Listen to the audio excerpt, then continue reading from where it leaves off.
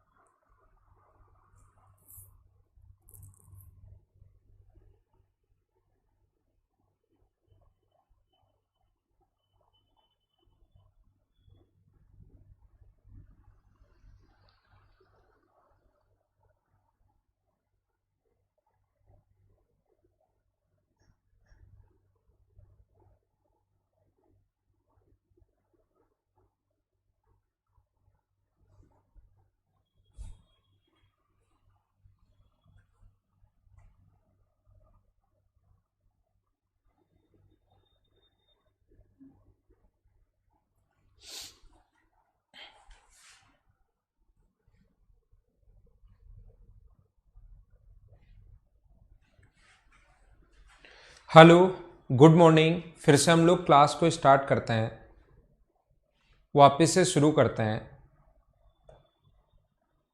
देखिए, हम लोग अब पढ़ रहे हैं सेक्शन फॉर्मूला के बारे में। अब हम लोग पढ़ रहे हैं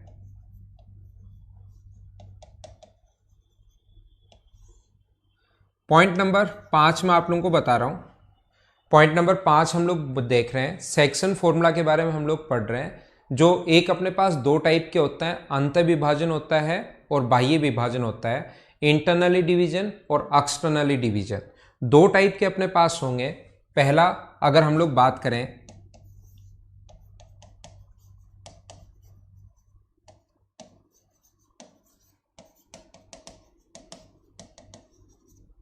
अंत विभाजन,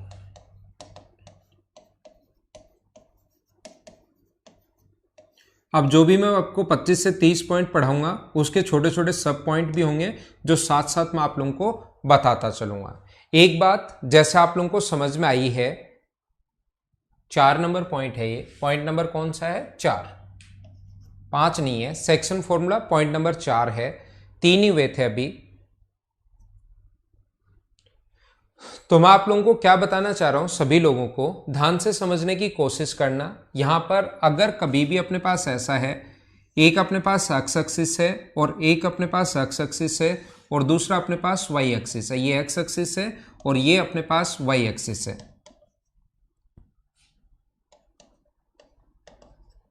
और दूसरा ये है अपने पास वाई एक्सिस। अगर कोई भी पॉइंट अपने पास, एक पॉइंट यहां पर है, मान लो यहां पर कोई पॉइंट है अपने पास x1 y1, और यहां पर कोई दूसरा पॉइंट है अपने पास x2 y2, ये कोई दूसरा पॉइंट है अपने पास यहां पर जो कि x2 y2 है। इन दोनों को मिलाने वाली लाइन को, एक पॉइंट यहां पर है x, y, जो इसको मान लीजिए बांटता है m/n में। जो इसको ये चीज याद ही कर लेना अब आप लोग, ये बांटता है m/n में।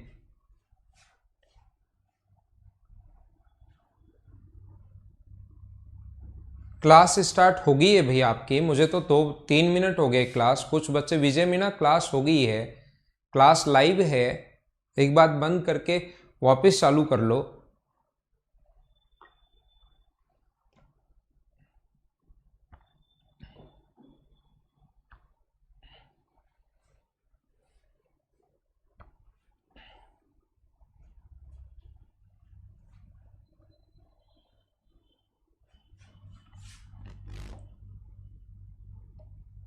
तो मैं आपको क्या कह रहा हूं कि यहां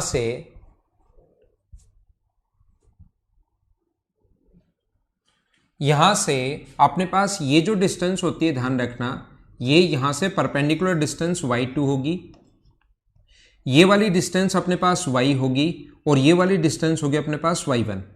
अगर यहां से एक्स एक्सिस से परपेंडिकुलर डिस्टेंस डालो तो याद रखना ये दूरी होती है y2, ये दूरी होती है y1, और ये दूरी अपने पास होती है y और ये दूरी होती है y1।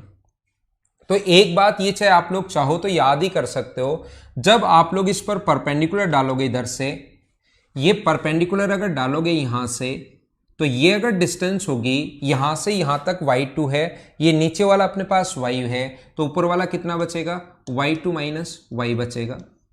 ऐसे ही अगर आप लोग यहां से परपेंडिकुलर डालोगे, इस पर अगर परपेंडिकुलर डालोगे तो ये टोटल अपने पास y था, और ये अगर नीचे वाला y1 है, तो ऊपर वाले की अगर मैं बात करूं, टोटल तो y था, तो अपने पास ऊपर वाला जो बचा क्या, y माइनस y1 बचा क्या, यहां से यहां तक। ये दूरी y2 माइनस y कैसे बची, और ये वाली जो दूरी है ये अपने पास y माइनस y1 कैसे बची। हाँ ना बोलिए, क्या आप लोग समझ पाए हो क्या।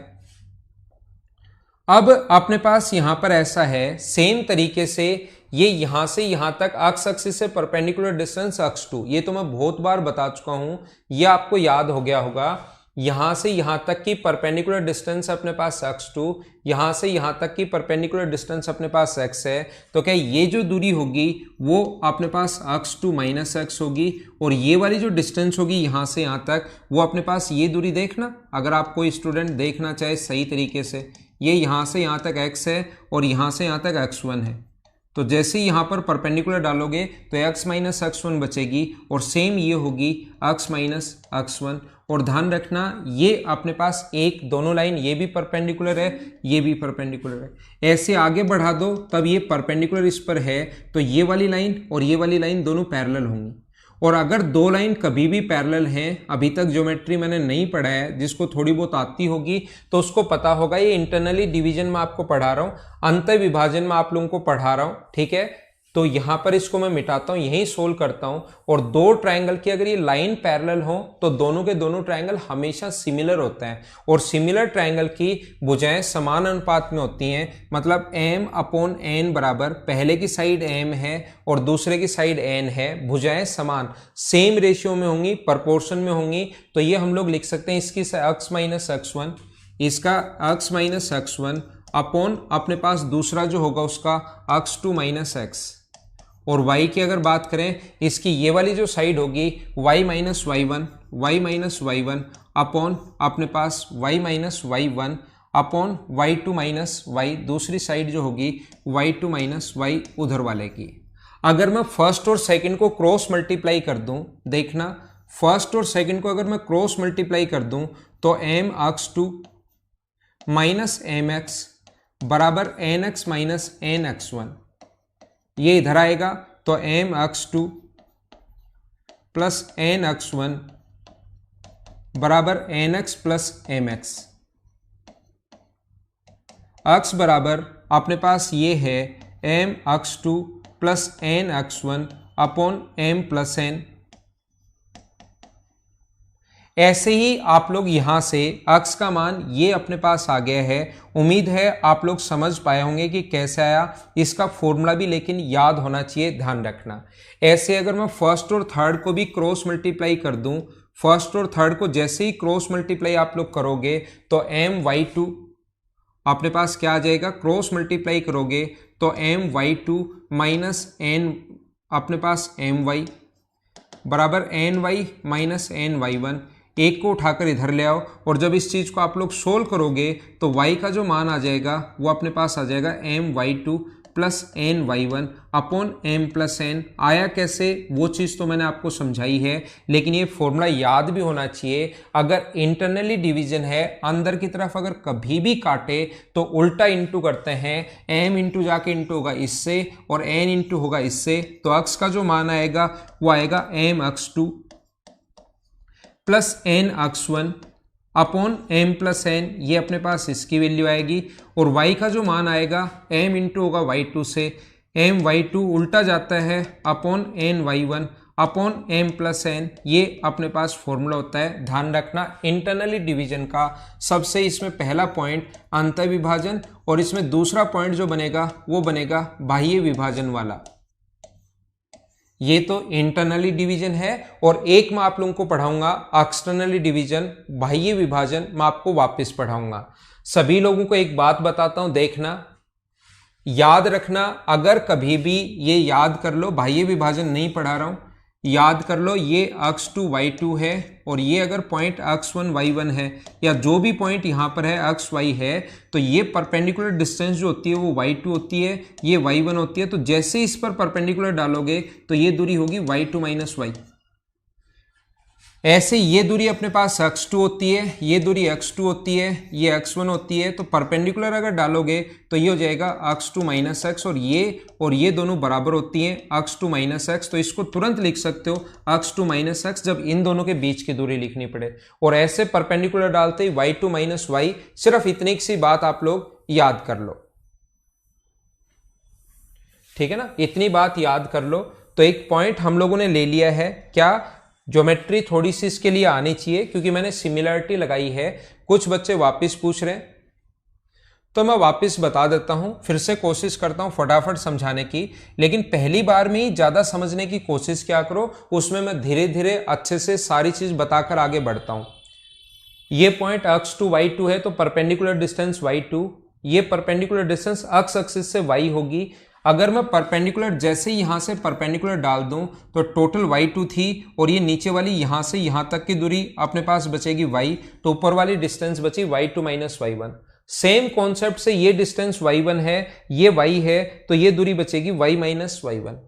इन दोनों के बीच की अगर डिस्टेंस लेनी है तो x2 में से x घटा दो। मैं आपको फिर बता रहा हूं, ये डिस्टेंस लेनी है तो y2 में से y घटाओ और ये डिस्टेंस लेनी है तो x2 में से x घटाओ। ये डिस्टेंस लेनी है तो इस x में से ये वाला x घटा दो, ये डिस्टेंस आ जाएगी। और ये अगर लेनी है तो आप y में से ये y1 घटा दो, ये वाली डिस्टेंस अपने पास आ जाएगी। इस वाले ट्रायंगल में और इस वाले ट्रायंगल में मैंने सिमिलरिटी लगाई है, समरूपता लगाई है। सिमिलरिटी या समरूपता बहुत बच्चों को नहीं पता क्योंकि ज्योमेट्री अगला टॉपिक होगा, इसलिए आप लोग ये जो लास्ट वाली स्टेप है ये आप लोग याद कर लो कि x और y का जो मान आता है वो क्या आएगा। इस पॉइंट के जो कोऑर्डिनेट्स होंगे x और y का जो मान आएगा वो ये चीज आती है। इसको आप लोग याद कर लीजिए, ठीक है।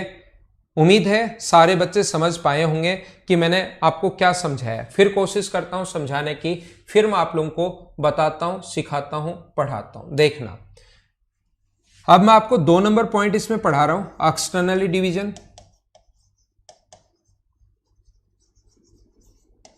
बाह्य विभाजन।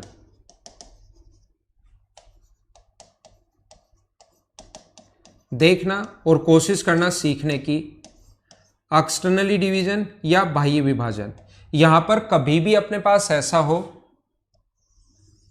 एक एक्स एक्सिस है और एक वाई एक्सिस है, एक एक्स एक्सिस है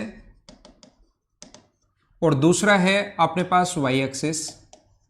अगर 2 पॉइंट अपने पास, ये वाला पॉइंट मान लो x1 y1 है, ये वाला पॉइंट x1 y1 है और ये वाला पॉइंट अगर x2 y2 है,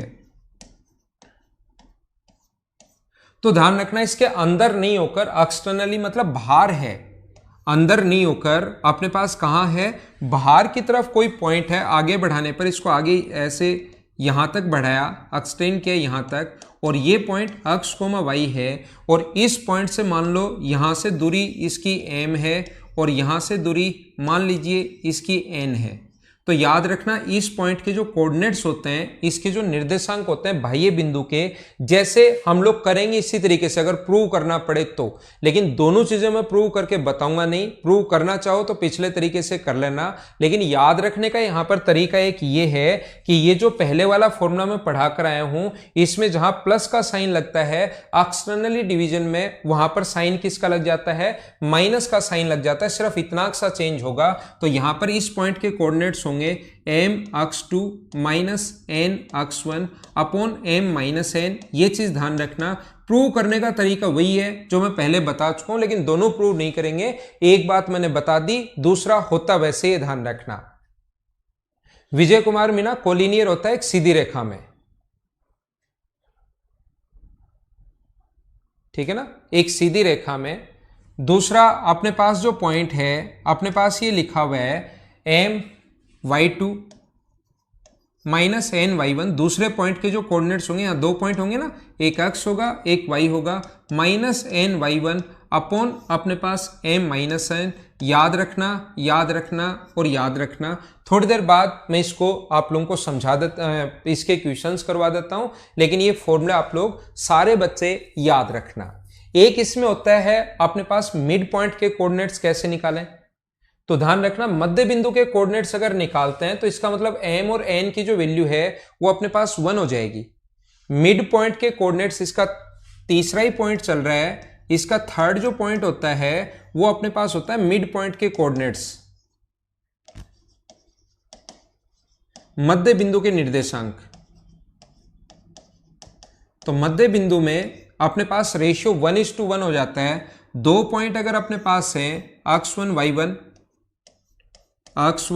y1 और दूसरा पॉइंट है x2 y2,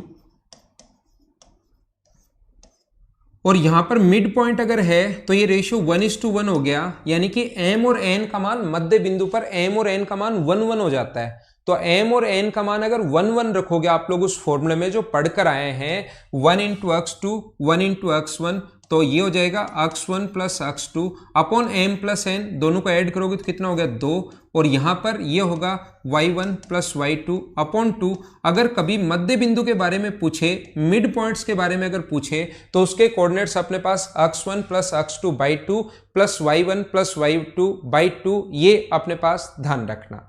धर्मेंद्र भामू सारी चीज मैं बताऊंगा, खुद ही मैं आपको बताऊंगा। ये अपने पास सारी चीजें जो भी मैं बताऊंगा हिंदी और इंग्लिश, भाई हिंदी वर्ड भी तो यूज कर रहा हूं मैं, हर चीज का आपका हिंदी लिखा होगा। मनीष बिश्नोई मेरे भाई, हर चीज की मैंने हिंदी बताई होगी, जहां मैं ये लिख रहा हूं वहां मैं साथ हिंदी भी लिखता हूं। देख लो आप, कहीं भी कुछ भी अगर मैंने बोला हो, सेक्शन फॉर्मूला, बाह्य विभाजन, ठीक है ना, अपने पास ये मैंने बता दिया है। तो यहां पर m और n का मान 1:1 ले लेंगे। मध्य बिंदु अगर कभी भी हो तो x1 + x2/2 plus y1 + y2/2। अब मैं आपको एक छोटा सा पॉइंट क्या समझाना चाह रहा हूं, इसमें दो पॉइंट समझा चुका हूं, इंटरनली डिवीजन, एक्सटर्नली डिवीजन, ये दो पॉइंट मैं आपको बता चुका हूं। अब जो तीन पॉइंट मिड पॉइंट क्या होंगे, एक चौथा पॉइंट समझाने की कोशिश कर रहा हूं, वो सभी लोग थोड़ा सा ध्यान से समझने की कोशिश करना। मैं आपको क्या बता रहा हूं, मैं आपको यह समझाना चाह रहा हूं कि जैसे अपने पास कभी कभार यहां पर यह कहेगा ये पॉइंट x1 y1 है और ये पॉइंट x2 y2 है, x2 y2 है। इस पॉइंट के कोऑर्डिनेट्स क्या होंगे, यदि m/n में अगर बांटे तो तुरंत हम लोग लिखेंगे mx2 n x1 upon m + n। ये मैं आपको बता कर आया हूं, mx2 + n x1 upon m + n, और एक दूसरा और हो जाएगा। लेकिन कभी भी अगर पहले वो ये दे दे कि इस पॉइंट के कोऑर्डिनेट्स हम लोगों को दिए हुए हैं, एक अपने पास x है और एक अपने पास y है, तो आप लोग एक काम करो, यहां से मुझे m और n का रेशियो बताओ कि m और n का रेशियो क्या होगा। अगर उल्टा क्वेश्चन कभी पूछ ले, कि हम लोगों से अगर क्वेश्चन पूछ ले, ये अपने पास अगर कभी भी क्वेश्चन हम लोगों से पूछ लिया जाए कि उल्टा पूछ ले कि रेशियो बताओ क्या होगा, तो उस कंडीशन में आप क्या करोगे, आप लिखोगे mx2, यहां पर mx2 + nx1, ये न्यूमेरिक वैल्यू दी हुई मिलेंगी, m + n बराबर तो अपने पास x होगा, और दूसरा अपने पास my2 + ny1 upon m + n बराबर अपने पास y होगा। या तो आप लोग इनको सोल्व कर लेना, कोई प्रॉब्लम नहीं है, आंसर आ जाएगा। m यहां पर ध्यान रखना, x2 x1 और x की न्यूमेरिक वैल्यू दी हुई मिलेंगी। 1 मिनट रुक जाओ, क्वेश्चन आ जाएगा 1 या 2 मिनट बाद ही। दूसरा मैं क्या बताना चाह रहा हूं, न्यूमेरिक वैल्यू दी हुई मिलेंगी तो आसानी से सोल्व कर लोगे, और m और n का मान पूछेगा वो। फिर अगर m और n का मान पूछा है, रेशियो अगर निकाला है, तो मुझे बताओ इसको m/n/1 भी लिख सकता हूं क्या, अगर अनुपात पूछा है तो। और m का मान क्या मैं λ/1 कर सकता हूं क्या, इस चीज को मैं लैम्डा मान लेता हूं। तो जब कभी भी उल्टा रेशियो पूछे, जब कहेगा कि रेशियो क्या होगा, तो ये पॉइंट है मान लो x1 y1, ये पॉइंट है x2 y2, और बीच वाले पॉइंट के किसी भी पॉइंट के कोऑर्डिनेट्स देकर रेशियो अगर पूछे तो मैं क्या मान लूंगा, λ/1 मान लूंगा, ताकि मुझे एक ही चीज सोल्व करनी पड़े, λ(x2) अपॉन x1 अपॉन λ+1 बराबर अपने पास कितना होगा x। यहां से लैम्डा का मान आया मान लो 2/3, लेमडा का मान लो फ्रैक्शन में आया 2/3, तो 2/3 और 1 का अनुपात फिर बाद में लिख देंगे कि रेशियो होगा अपने पास 2:3, ये अपना आंसर आ जाएगा। मान लो लेमडा की वैल्यू आई, मैं क्या समझा रहा हूं देखिए, मान लो लेमडा की वैल्यू आई 5/7, तो मैं तुरंत लिख दूंगा जो रेशियो होगा वो कितना होगा 5:7 होगा। या लेमडा की वैल्यू मान लो 3 आई, तो तुरंत फिर अगर आई तो वो तो डायरेक्ट हम लोग यही लिख सकते हैं कि 3:1 होगा। रेशियो अगर पूछे तो ये हम लोग मानते हैं। आइए मैं कुछ चीजें आप लोगों को और सिखाने की कोशिश करता हूं और पढ़ाता हूं क्वेश्चंस। पहला क्वेश्चन जो अभी पढ़ा कर आया हूं ये रहा, चलो आप लोग करने की कोशिश करो सभी लोग।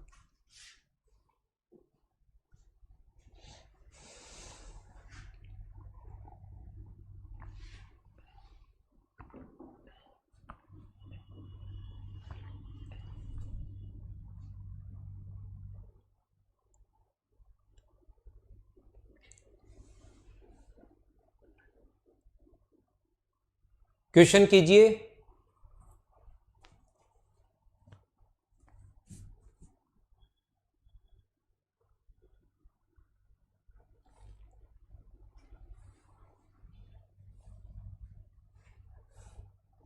हाँ, एक्सटर्नली के लिए मिड पॉइंट बाहर की तरफ, मिड पॉइंट दोनों का कैसे हो सकता है देखिए।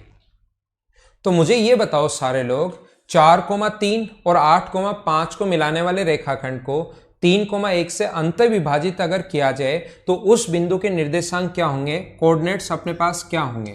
तो यहां पर एक पॉइंट अपने पास 4,-3, दूसरा जो पॉइंट है 8,5, मिलाने वाले रेखा को 3:1 में अंत विभाजित अगर करता है, इंटरनली डिवीजन अगर करता है, तो आपकी प्रैक्टिस के लिए हर चीज का एक एक पॉइंट, एक एक क्वेश्चन यहां पर लिखा हुआ है। तो 8 × 3 ये कितना होगा 24, और 1 × 4 ये कितना होगा 4/3 + 1 m+1। यहां पर 5 × 3 15, 1 का 3 से -3/3 + 1 यानी 4।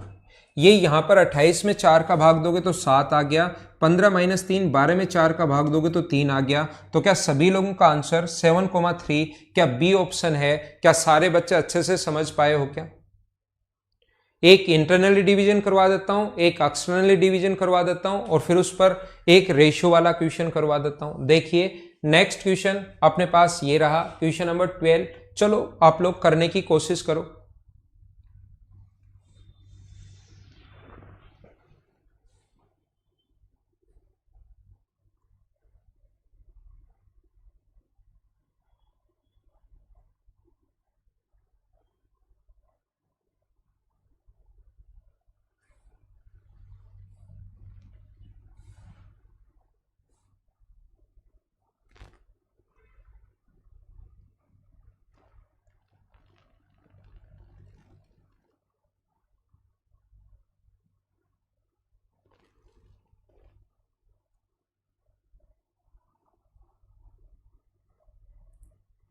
देखो फिर से समझाता हूं, -6,10 और 3,8 को मिलाने वाले रेखाखंड को -6 4,6 किस अनुपात में विभाजित करेगा।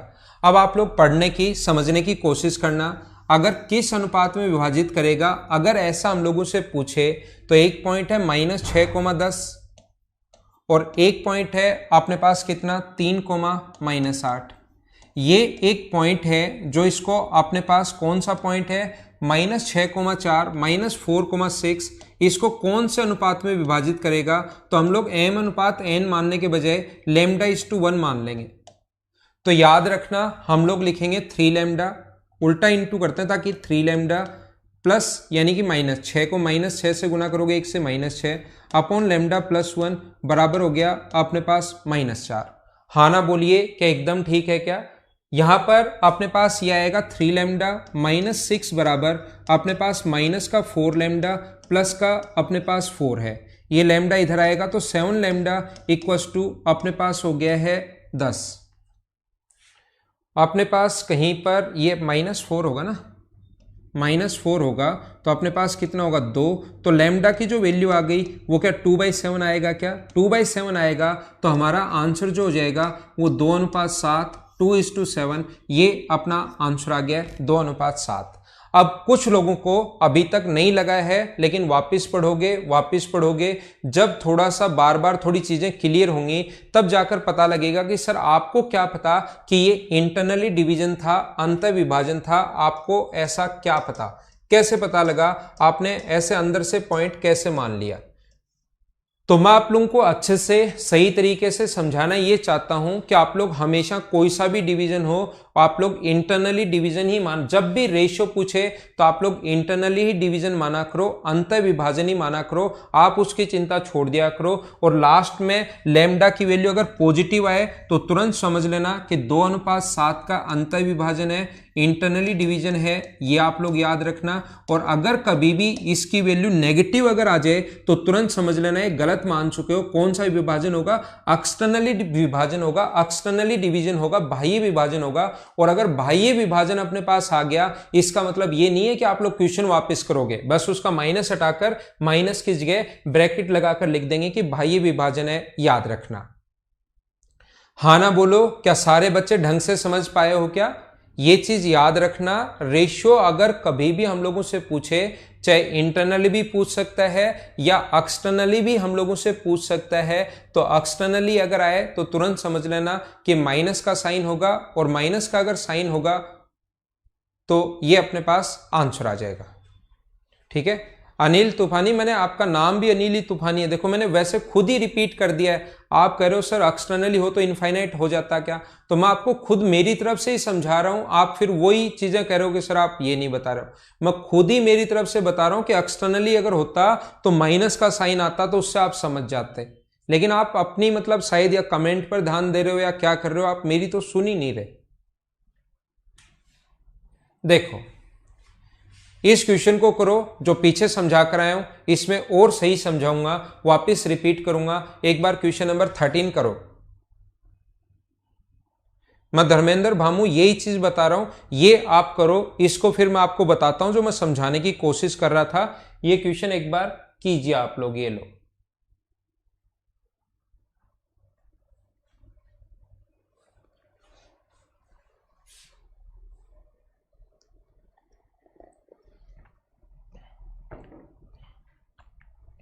यहां पर लिखा हुआ है बिंदु 6,2 और -4,5। बिंदु एक तो अपने पास पॉइंट है कौन सा, 6,42 है, 6,2 है, और दूसरा पॉइंट है अपने पास -4,5। मिलाने वाले रेखाखंड को 3:2 में बाह्य विभाजित करता है एक पॉइंट, यहां पर एक पॉइंट है x, y जो इसको विभाजित कर रहा है 3:2 में। यहां से यहां तक का जो रेशियो है वो अपने पास 3 है, और ये जो रेशियो है ये कितना अपने पास 2 है। तो जब इस पॉइंट के कोऑर्डिनेट्स अगर आपसे पूछा जाए तो वो कहेगा 3 का गुना करोगे तो -12, और 2 का गुना इससे करोगे तो -12। अब की बार माइनस का साइन आएगा भाई बीच में, याद रखना, और 3 -1। दूसरे y के कोऑर्डिनेट्स अगर पूछे तो 3 गुना 5 15, 15, और 2 गुना 2 माइनस अपने पास 4 अपॉन 3 -2 है क्या, 3 - 2, तो यहां तो आ जाएगा माइनस का 24, और यहां पर अपने पास आ जाएगा कितना 11। क्या सभी लोगों का आंसर यही था क्या, -24:11? बताइए समझ पाए हो क्या? अब मैं आपको क्या बताना चाह रहा हूं, मैं आप लोगों को यह सिखाना चाह रहा हूं, सभी लोगों को मैं ये बताना चाह रहा हूं, इधर देखना आप लोग।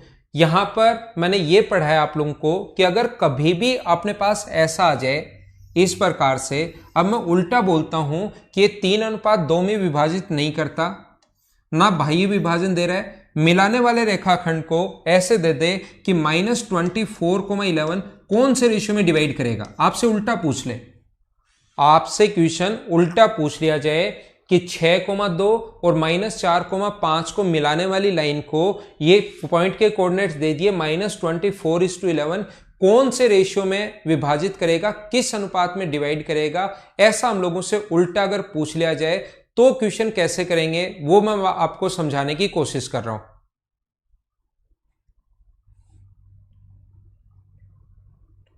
तो यहां पर अपने पास ऐसा है,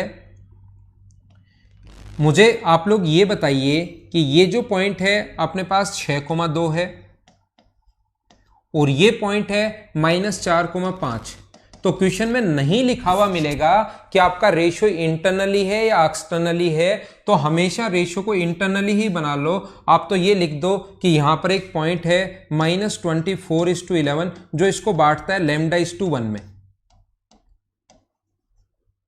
मैंने क्वेश्चन क्या बना दिया, क्या ये बात तो आप लोग सारे लोग समझ पाए हो क्या? मैंने क्वेश्चन क्या बनाया है, यहां पर ये काट दिया और रेशियो पूछ लिया कि 3:2 में, और ये पॉइंट दे दिया, तो अब आपको पता होना चाहिए 3:2 का बाह्य विभाजन आना चाहिए। लेकिन क्या आना चाहिए, ये पॉइंट कौन से में बांटता है, 3:2 के बाह्य विभाजन में एक्सटर्नली रेशियो होना चाहिए। लेकिन मैंने क्या किया, इंटरनली ही बना लिया। आप लोग इंटरनली बना लो बिना कोई चिंता किए। और मुझे बताइए -4 लैम्डा +6 अपॉन लैम्डा +1 बराबर क्या आप लोग -24 लिख सकते हो क्या? तो माइनस इसको अगर सोल्व करें, -4 लैम्डा +6 बराबर -24 लैम्डा -24 क्रॉस मल्टीप्लाई कर दिया, तो यहां पर ये लैम्डा इधर आएगा, तो ये अपने पास इधर आकर प्लस का हो जाएगा 20 लैम्डा, क्योंकि माइनस इधर आएगा तो पॉजिटिव, और ये उधर जाएगा तो माइनस का 30 बनेगा। 0 से 0 कट गया है अपने पास, तो लैम्डा की वैल्यू अगर सोल्व करूं तो क्या -3/2 आ गया है क्या? अब आप तुरंत समझ लेना कि मुझसे गलती हो गई, ये इंटरनली डिवीजन नहीं है, ये कौन सा डिवीजन है, एक्सटर्नली डिवीजन है, इसके लिए ये माइनस का साइन आ रहा है। इसका मतलब ये नहीं है कि आप लोग वहां पर बैठ कर हो गलती होगी मेरे से तो, और ये तो मुझे बाहर वाला लेना चाहिए था कि वापस करना शुरू कर दो 6,2। दूसरा पॉइंट -4,5 गलती होगी, बाहर लेना चाहिए था। इसका मतलब ये नहीं है कि यहां पर बैठकर क्वेश्चन ही पूरा वापस करना शुरू कर दो एग्जाम में। वो ये समझ में आ गया कि बाह्य विभाजन है किससे, माइनस से, लेकिन रेशियो तो बाह्य विभाजन का कितना होगा, 3:2 ही होगा। और माइनस के लिए लिख दोगे 3:2 का एक्सटर्नली डिवीजन है, बाह्य विभाजन है। हाँ ना, मैंने क्या समझाने की कोशिश की, क्या अब आप लोग सारे लोग समझ गए हो क्या? अब की बार बता दो।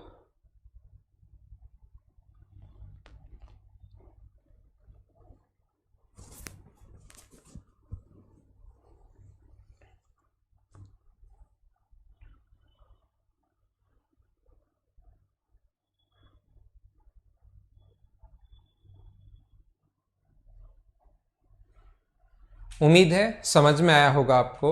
चलो अगला क्वेश्चन कीजिए आप लोग। ये क्वेश्चन आप लोग करने की कोशिश करो।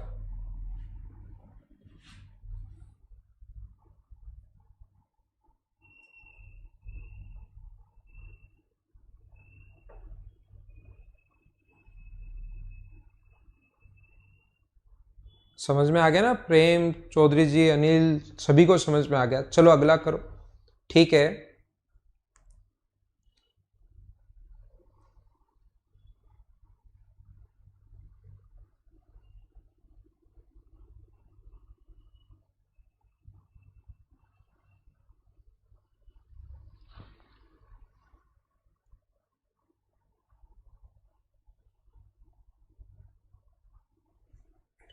find the coordinate of the points of transaction point dividing in the 3 equal parts of linear segment। ये सम त्रिभाजित करता है भाई, ऐसे करो, 3 इक्वल पार्ट्स में डिवाइड करता है। ट्राई सेक्शन है ये ट्राई सेक्शन है, सम त्रिभाजित।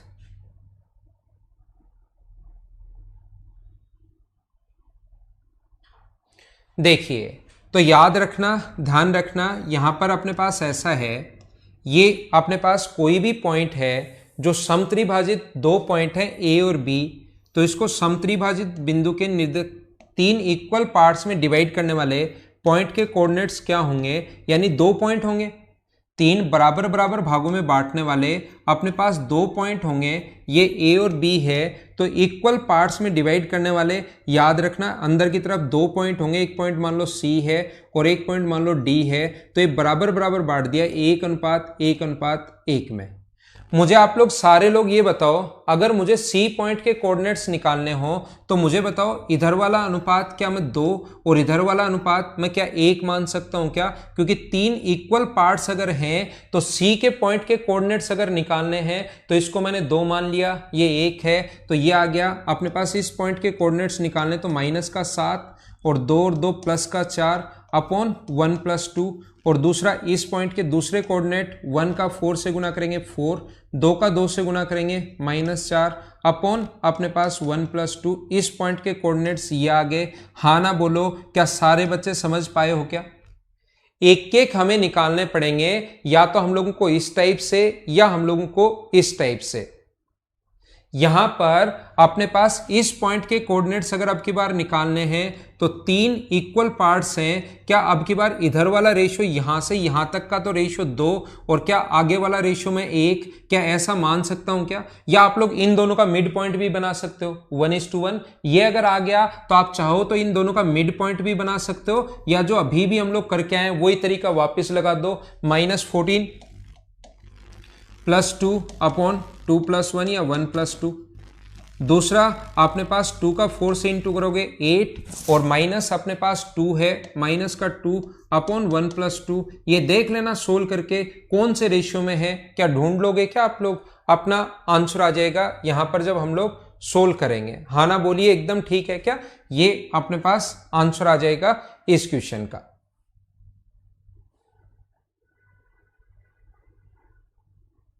ठीक है, क्या आगे चलें नेक्स्ट पॉइंट पर? तो ये था अपने पास सेक्शन फॉर्मूला था कि हम लोग किसी चीज को इंटरनली डिवीजन कैसे करते हैं, एक्सटर्नली डिवीजन कैसे करते हैं, और रेशियो अगर कभी हम लोगों से पूछ ले तो उस क्वेश्चन को हम लोग कैसे सोल्व कर पाएंगे। ये हमारा क्वेश्चन था।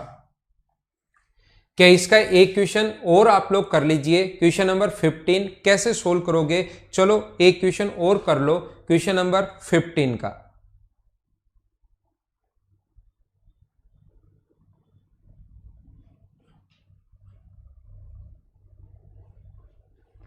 चार पार्ट्स में डेविल डिवाइड करे? नहीं अनिल, ऐसा कुछ नहीं है। या आप लिखते चलो, नोट्स बनाते चलो, क्वेश्चंस मैं अपलोड कर दूंगा पीडीएफ। 4 पार्ट्स में अगर डिवाइड करे तो 1:3, एक तरफ 1:3 होगा, एक तरफ फिर 2:, ऐसे अपने पास चलता रहेगा। एक तरफ मिड पॉइंट होगा और एक पॉइंट के लिए 3:1 हो जाएगा।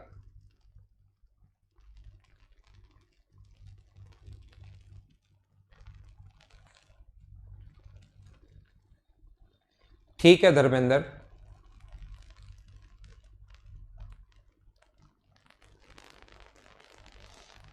करने की कोशिश करो।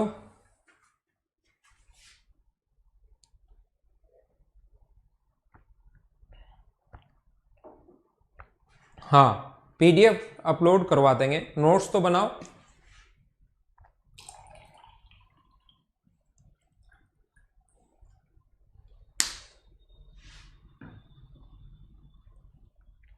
बिंदु 5, -6, -1, -4 को जोड़ने वाले रेखाखंड को y अक्ष किस अनुपात में विभाजित करता है, और इस प्रतिच्छेदन बिंदु के निर्देशांक भी आप लोग ज्ञात कीजिए।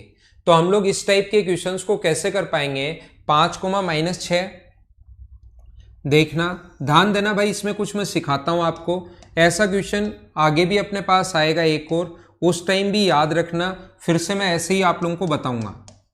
उसमें अपने पास तो चलो ये y अक्ष आ गया, उसमें एक लाइन की इक्वेशन देगा, किस बिंदु पर प्रतिच्छेद करते हैं। तो y एक्सिस पर कोई भी पॉइंट अगर है, मुझे बताइए y एक्सिस कौन से पॉइंट पर इसको डिवाइड करेगा, कौन से पॉइंट पर? तो y एक्सिस पर कोई पॉइंट अगर है तो क्या अपने पास वहां पर y का तो मान होगा, लेकिन अक्ष की वैल्यू क्या 0 ही होगी क्या? y का तो 2, 3, 5, 7 y एक्सिस पर अपने पास y का तो कोई मान हो सकता है, लेकिन अक्ष का मान क्या 0 ही होगा क्या? तो यहां पर अपने पास निर्देशांक क्या होंगे उस बिंदु के? तो अपने पास पहला तो रेशियो क्या होगा? तो रेशियो अपने पास λ:1 होगा। तो हम लोग यहां पर लिख सकते हैं अपने पास -λ, यहां इंटू करोगे तो अपने पास +5 अपॉन लेमडा प्लस 1 बराबर अपने पास 0 है तो 0 आगे गया, माइनस लेमडा प्लस 5 बराबर 0 है तो लेमडा की वैल्यू क्या 5 आ गई है क्या? तो लेमडा की वैल्यू 5 आ गई, अपॉन में कुछ है ही नहीं, तो रेशियो क्या 5:1 ही होगा क्या? और 5:1 तो रेशियो होगा, और ये 0, ये -3, ये अपना आंसर आ गया, ए ऑप्शन आ जाएगा। क्या आप लोग यहां पर लेमडा का मान अगर आ गया है तो दूसरा लिख सकते हो -4 लेमडा -6 अपॉन लेमडा प्लस 1 बराबर आप लोग लिख सकते हो कितना y।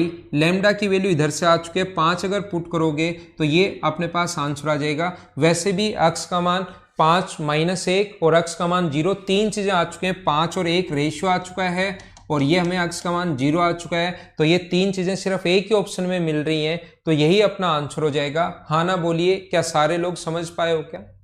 दूसरा एक चीज मैं क्या बताना चाह रहा हूं, ऐसा क्वेश्चन कभी कभार तो यहां तो चलो कुछ नहीं है, ये तो एक्स एक्सिस या वाई एक्सिस दिया हुआ है, कभी कभार लाइन की इक्वेशन भी आएगी, वो क्वेश्चन भी मैं आपको करवाऊंगा। तो ऐसा क्वेश्चन वो प्रैक्टिस में हम लोग लेंगे। याद रखना, आपको कभी भी अगर रेशियो निकालना है, देखो ऐसे क्वेश्चन में अगर रेशियो निकालना है, किसी भी लाइन की इक्वेशन दी हुई है और उसके बाद अगर रेशियो आपको फाइंड आउट करना है, तो ऐसे क्वेश्चन करने का तरीका क्या होगा मुझे बताइए। अपने पास y एक्सिस जो होता है उसकी जो इक्वेशन होगी वो क्या x = 0 होगी? y एक्सिस की जो इक्वेशन होगी वो मुझे बताओ, क्या x = 0 होगी क्या? y एक्सिस की जो इक्वेशन होती है वो अपने पास होगी x = 0, ये ध्यान रखना। और अब हमारे पास क्वेश्चन होता है, पहले लगाओ सुंदर सा माइनस का साइन, और ब्रैकेट में एक बार x का मान अपने पास ये रख लो और एक बार x का मान ये रख लो। x का मान पहले रखा आप लोगों ने 5, अपॉन बाद में x की वैल्यू कितनी रखी आपने -1, तो अपने पास आ गया 5/1, और ये आ गया अनुपात 5:1। लेकिन ये जो चीज है अभी आपको बिल्कुल समझ में नहीं आएगा कि मैंने क्या समझा दिया, तो प्रैक्टिस करवाते टाइम 1 2 3 एक साथ क्वेश्चंस लूंगा और उसमें मैं एक बार वापस समझाऊंगा आपको। तो अभी इस चीज को छोड़ दो, इसके जब प्रैक्टिस सेशन लेंगे हम लोग, अभी तो मैं थ्योरी के साथ क्वेश्चंस करवा रहा हूं, कुछ मैं फिर प्रैक्टिस जब आपको करवाऊंगा उस टाइम ये चीजें ऐसे जो डायरेक्ट तरीके होते हैं वो वहां पर समझा दूंगा। ठीक है, तो आइए पॉइंट नंबर 4 हम लोग पढ़ा, मैं आप लोगों को बता चुका हूं। अब हम लोग चलते हैं पॉइंट नंबर 5 पर। सबसे पहले पॉइंट नंबर 4 मैं आप लोगों को बता चुका हूं, अब हम लोग 5 नंबर पर चलते हैं। और किसी भी लाइन की जो जनरल इक्वेशन होती है वो अपने पास होती है ax + by + c = 0। जो जनरल इक्वेशन होगी अपने पास किसी भी लाइन की वो अपने पास होती है ax + by + c = 0, और c यहां पर कांस्टेंट है, ये आप लोग ध्यान रखना, इस चीज को आप लोग याद रखना। ये है अपने पास पॉइंट नंबर 5, इसके बारे में डिटेल्स हम लोग बात करेंगे बाद में। पहले एक बार मैं समझाऊंगा आपको पॉइंट नंबर 6। इससे पहले मुझे आप लोग ये बताइए, पॉइंट नंबर 6 अगर मैं आपको समझाने की कोशिश करूं तो पॉइंट नंबर 6 है slope, slope form of line.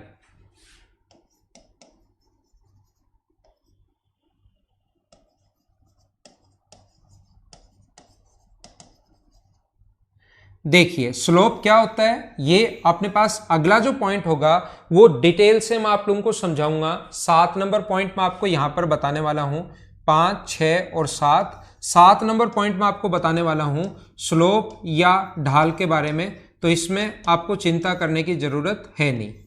तो पहले मैं 6 नंबर पॉइंट जो है उस पर वापस से आता हूं, इस पॉइंट पर मैं वापस से आता हूं, देखना कोशिश करना समझने की। देखिए ठीक है, अभी कुछ बताया नहीं है, रिपीट क्या करूं, मैं वापस आपको समझाने की कोशिश करता हूं।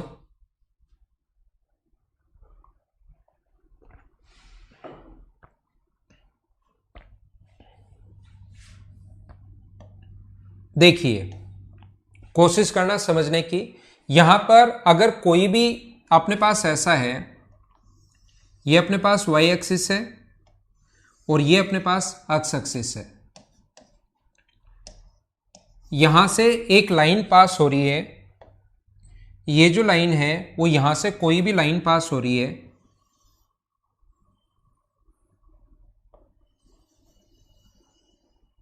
ये एक लाइन है जो यहां से पास हो रही है और ये एंगल अगर थीटा है, इस पर एक पॉइंट है यहां पर अक्स कोमा वाई, लाइन के ऊपर कोई भी पॉइंट, ये लाइन है, ये कोई भी पॉइंट है इस लाइन पर अक्स कोमा वाई।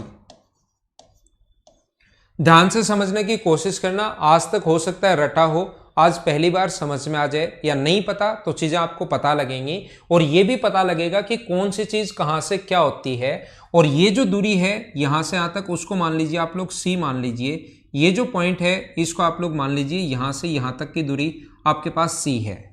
आप एक छोटा सा काम कीजिए, एक्स एक्सिस के पैरेलल एक लाइन खींचो, एक्स एक्सिस के पैरेलल एक लाइन अगर खींच दी जाए तो मुझे सारे लोग मिलकर ये बताइए, एक्स एक्सिस के पैरेलल लाइन खींच दें तो क्या ये कोण भी थीटा होगा क्या? एक बार बताओ। अगर ये एंगल मैंने थीटा ले लिया तो ये एंगल भी थीटा होगा, हाँ ना बोलिए, क्या एकदम ठीक है क्या?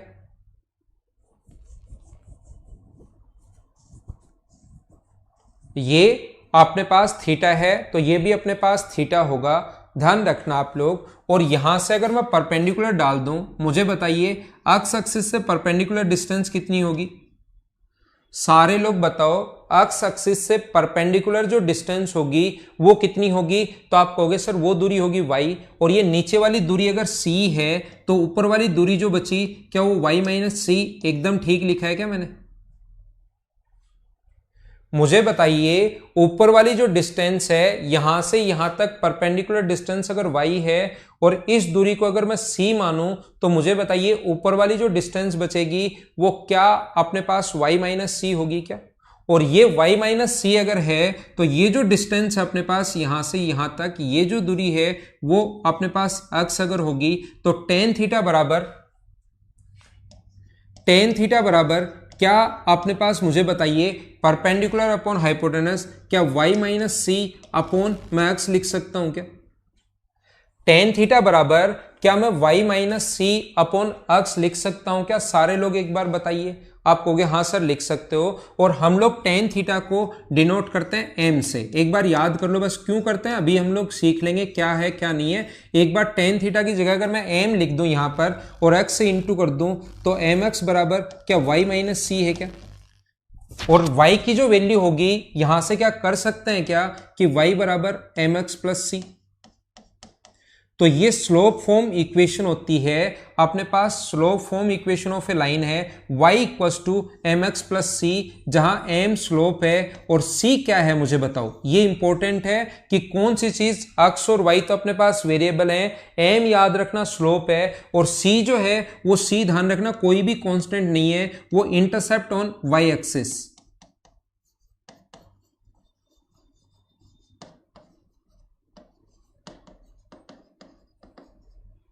यहां पर C जो है वो y अक्ष पर काटा गया अंतःखंड है, ये याद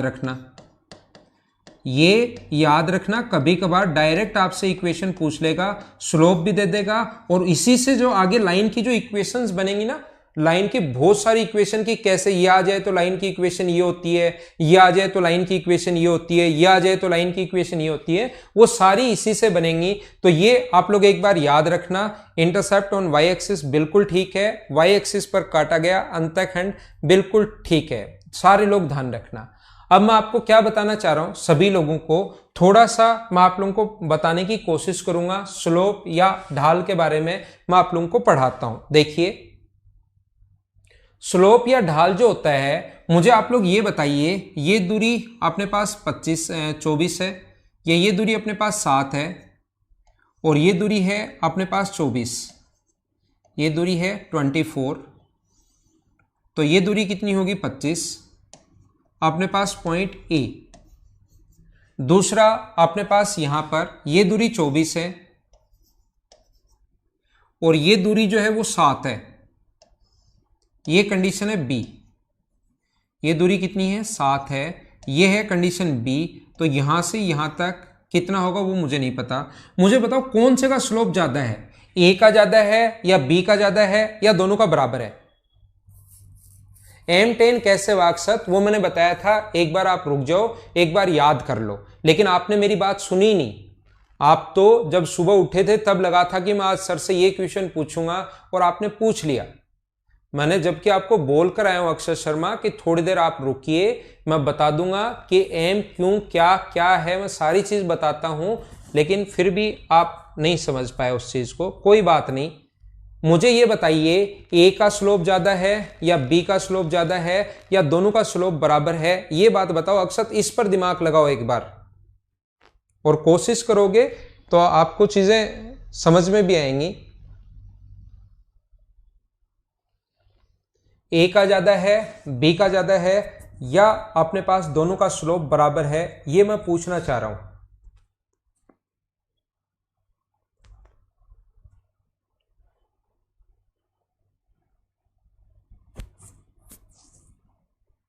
देखिए मैं आप लोगों को बताता हूं, यहां पर ये जो अपने पास है स्लोप का मतलब 7 का स्क्वायर प्लस 24 का स्क्वायर, ये होगा 25 का स्क्वायर, और स्लोप यानी कि 7 का स्क्वायर प्लस 24 का स्क्वायर 25 का स्क्वायर। तो स्लोप का मतलब ये लेंथ नहीं होती, याद रखना, आप लोग बराबर मत मान लेना। स्लोप का मतलब ये लेंथ नहीं होती। स्लोप का मतलब है, मुझे बताइए कोई भी वस्तु उसके ऊपर रखो, डिस्टेंस तो बराबर है, लेकिन कोई भी वस्तु इसके यहां पर अगर रखी जाए यहां पर, तो लुढ़कती हुई आप लोग खुद देखिए कि फास्ट कौन से में नीचे आएगी। लुढ़कती हुई फास्ट नीचे ए में आएगी या बी में आएगी, तो आप कहोगे ए में आएगी, तो याद रखना अपने पास ए में जल्दी नीचे आएगी, तो ए का स्लोप ज्यादा है, ध्यान रखना। स्लोप का मतलब होता है जितना हाइट अपने पास है और जितनी ये डिस्टेंस है, इसको हम लोग स्लोप बोलते हैं। स्लोप का रियल में जो मीनिंग होता है अगर हम लोग देखें तो स्लोप का मतलब होता है राइज अपॉन रन। स्लोप या ढाल या ग्रेडियंट, इसका जो मतलब होता है, ध्यान रखना, प्रवणता, इन सभी का मतलब होता है राइज अपॉन रन। राइज का मतलब जितना आप लोग ऊपर उठे, राइज का मतलब जितना आप लोग ऊपर उठते जा रहे हो, और अपने पास रन का मतलब जितना आप लोग आगे की तरफ भाग रहे हो। जितना आप लोग ऊपर उठते हो और जितना उसके साथ साथ आगे की तरफ अगर भागते हो, अगर कभी भी ऊपर तो उठते हो ज्यादा और आगे चलते हो कम, तो ध्यान रखना स्लोप ज्यादा होगा। ऊपर तो ज्यादा उठते हो और आगे की तरफ अगर कम चलते हो तो स्लोप ज्यादा होगा, और ऊपर तो कम उठते हो आप और आगे की तरफ बहुत चलते हो, इतना ऐसा आगे की तरफ तो इतना चल लिए यहां से यहां तक, और यहां तक स्लोप अपने पास ऊपर की तरफ सिर्फ इतना ही उठे हो आप, तो इसका मतलब यहां पर स्लोप कम होगा। राइज अपॉन रन का मतलब, क्योंकि हम लोग कोऑर्डिनेट ज्योमेट्री पढ़ रहे हैं, हमें यह भी साथ ध्यान रखना चाहिए कि हम लोग कोऑर्डिनेट ज्योमेट्री पढ़ रहे हैं, हम लोग निर्देशांक ज्यामिति पढ़ रहे हैं। तो मुझे बताइए राइज अपॉन रन का जो मतलब होता है, यहां पर ऊपर की तरफ अगर कोई भी चीज उठेगी, ऊपर की तरफ अगर कोई भी चीज उठेगी, तो मुझे बताइए चेंज इन वाई होगा क्या? तो याद रखना अपने कोऑर्डिनेट ज्योमेट्री में स्लोप का मतलब होता है, वो होता है change in Y upon change in X. अपने पास इसमें change in Y upon change in X, या 2 पॉइंट अगर हो, चेंज इन वाई को क्या लिख सकते हैं, 2 पॉइंट अगर हो तो क्या हम लोग y2 minus y1 upon x2 minus x1 भी लिख सकते हैं क्या? तो ये जो स्लोप या ढाल या जो ये होता है, इसको बार बार आपको किसी भी इक्वेशन में आप लोग ये नहीं लिख सकते y बराबर स्लोप इंटू एक्स प्लस सी, अजीब लगेगा। इक्वेशन अगर लिखनी है तो y बराबर ढाल गुना x, ये अजीब लगेगा। तो हमने स्लोप या ढाल या ग्रेडियंट या प्रवणता जो है, इसको सारी चीज इसी को बोलते हैं। मुझे बताइए, इसको हम लोगों ने एक नाम दे दिया, और वो नाम क्या दे दिया, हमने इसको नाम दे दिया एम। क्या अक्षत शर्मा आपको ये बात समझ पाए क्या भाई? यहां पर हम लोगों ने क्या किया, इसको एक नाम दे दिया, किसी भी चीज को डिनोट कर देते ना किसी भी चीज से, तो इसको स्लोप या ढाल को हम लोगों ने यहां पर लिखना शुरू कर दिया, किससे, एम से डिनोट करना शुरू कर दिया, एम से डिनोट करना शुरू कर दिया। हाँ ना बोलिए, क्या एकदम ठीक है क्या?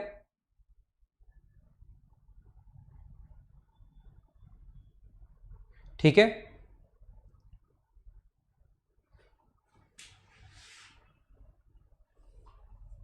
आगे बात समझ में। अब कोई भी स्लोप या जो ढाल है वो आप लोग 3 तरीके से निकाल सकते हो।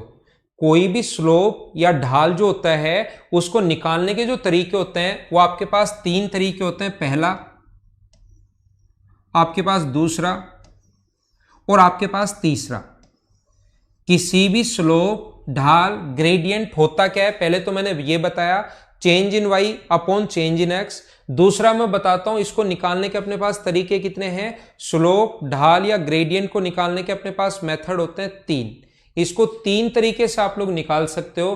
कैसे, मैं आप लोगों को बताता हूं। पहला तरीका क्या हो सकता है, पहला जो तरीका अपने पास हो सकता है वो अपने पास तरीका है चेंज इन y अपॉन चेंज इन x का मतलब अगर 2 पॉइंट दे, x1 y1 x1 y1 2 point दिए हुए हैं तो पहले ही पढ़ा कर आ गए ऊपर, x2 y2, तो स्लोप कैसे निकालोगे, x2 y2, तो अपने पास स्लोप का फॉर्मूला है जो ऊपर लिखा है हमने, पहला तरीका y2 माइनस y1, ये कब, जब 2 पॉइंट गिवन हो।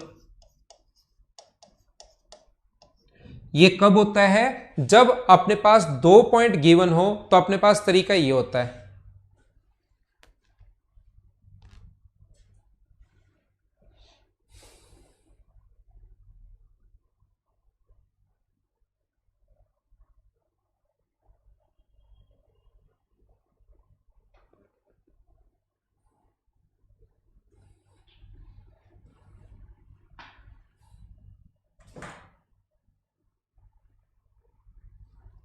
टार्जन 1 या 2 क्वेश्चन आएंगे भाई।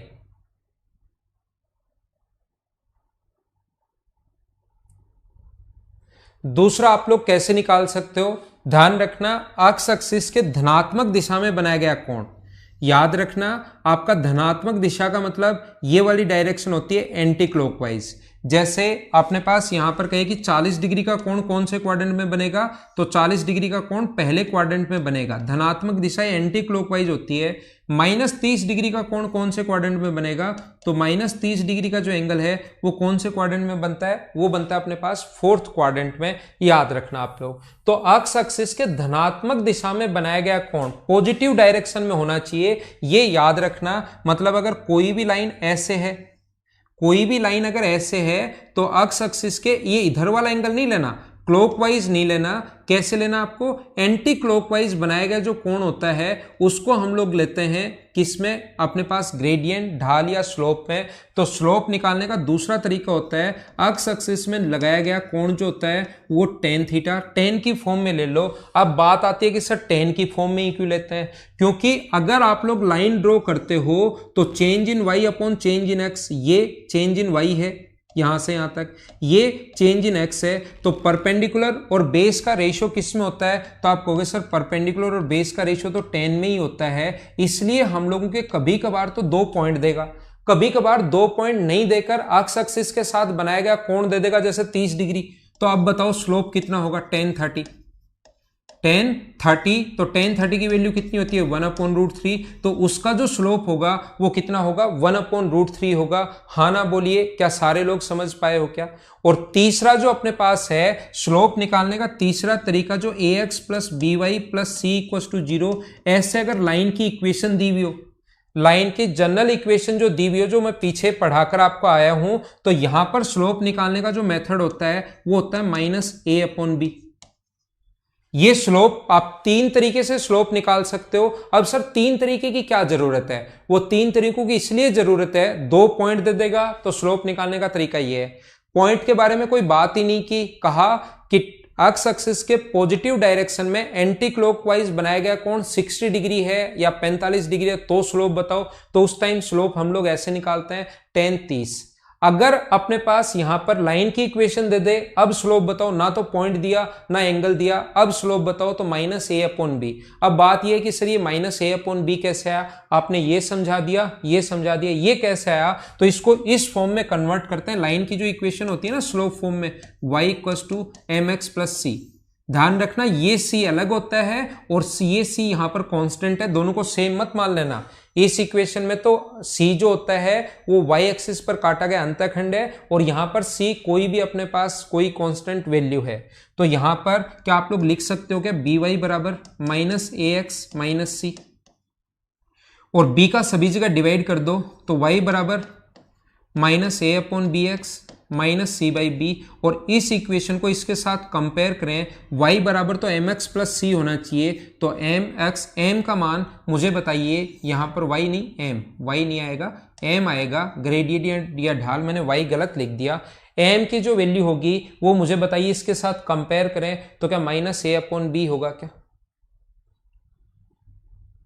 ठीक है,